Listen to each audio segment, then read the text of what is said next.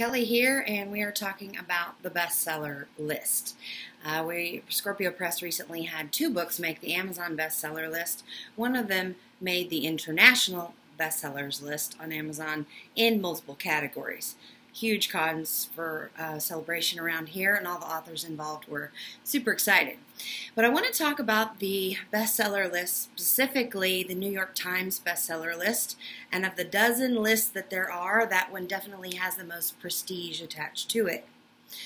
Now, the issue with that is that we don't really know how the New York Times decides who makes that bestseller. The best information that we have in the industry is that they pick the bestsellers based on projected sales from certain bookstores. Okay, so it is not a gross sales or even net sales from your book that makes it make the bestseller list on the New York Times.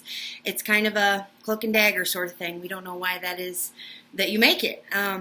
We can say by and large that if you make the New York Times bestseller list, that's definitely a feather in your hat. However, in terms of independent authors, I am not convinced that that is the greatest mark of success, because it doesn't always equate to the most books sold.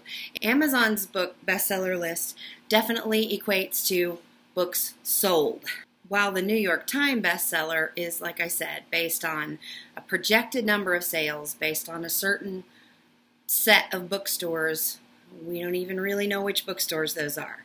So I'm not convinced I care if I'm on the New York Times bestseller list at all. It certainly does not equate to more cash in my bank at the end of the day. And for independent authors, if you're making your living as an author or as a coach, and your book is your platform, part of your platform anyway, that's the end game.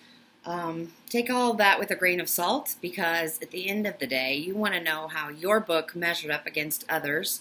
Amazon's bestseller list does that for you. And you want to know how that equates to profit in your business.